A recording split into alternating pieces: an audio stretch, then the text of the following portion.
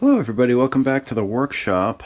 We have a car in the family that takes this key. This is actually the third key, and you can tell it was a key that originally was part of a fob system, electronic, wireless, whatever, and it's broken.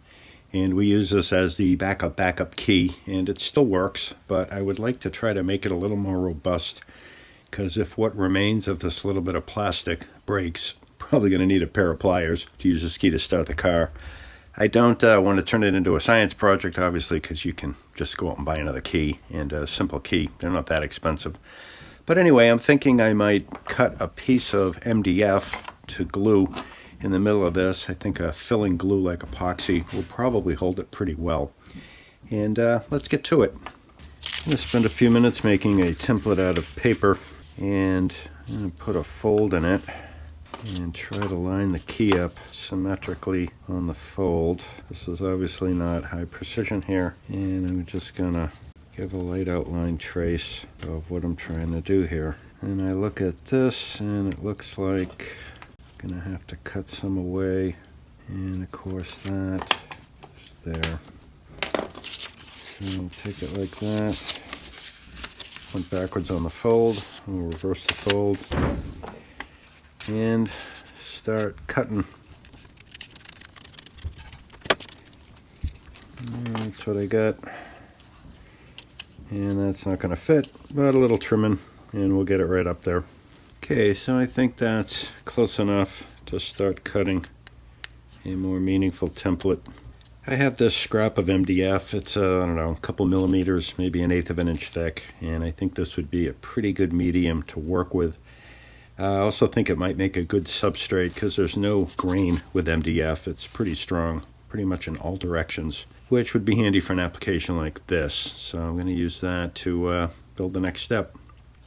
And I'm going to leave some room over on this side because I want that side to be a little bit bigger.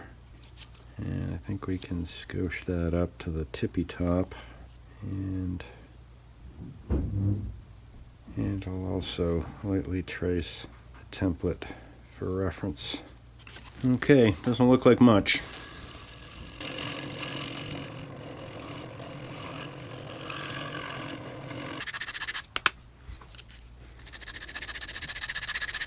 Okay, it just took about a couple minutes of sanding, and I got this to fit, and it's actually a nice friction fit. It's just distorting this plastic a little bit to grip it. So that's a nice fit. Probably just glue this into place. Probably going to cut a second one of these to laminate it, just so that it'll add a little bit more thickness in the final product.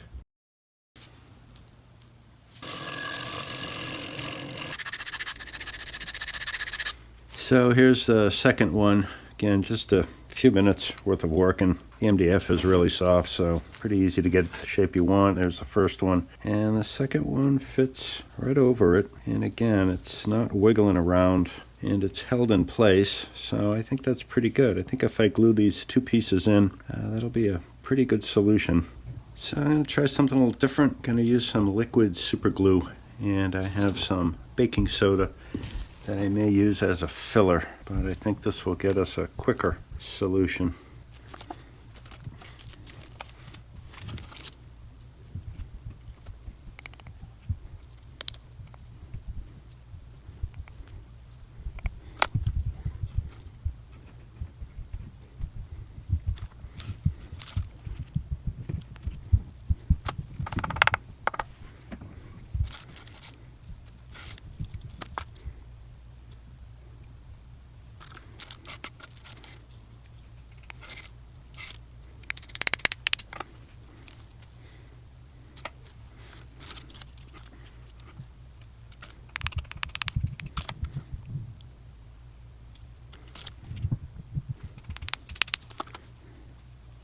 I think wood glue is the best adhesive to glue these two pieces together, and I'm going to use waterproof glue just because I can.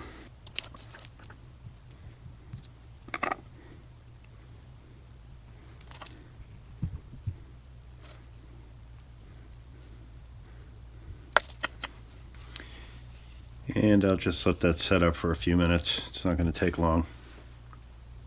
Okay, the glue has set up. on these MDF pieces. So what I'm trying to do is just fill in this crack and crevice.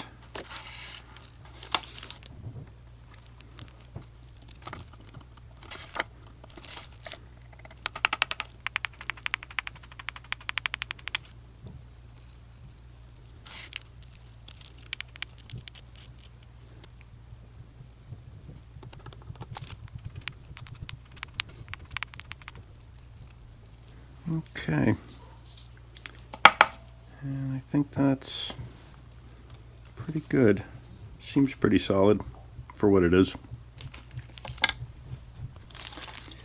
Well, here it is, finished up. Not a big heavy-duty project. I obviously put a little hole and a keyring on it. Added a little bit more off camera to act as a fillet. It seems strong, it's comfortable. I also sanded it to get it a little smoother, and you know, it's just a spare key, and I want to turn it into a science project. So I'm going to call this done. Quick, simple, easy. And as always, appreciate you coming by, checking out what we have on the channel, and you know, stay safe, take care, keep your eyes out for the next one.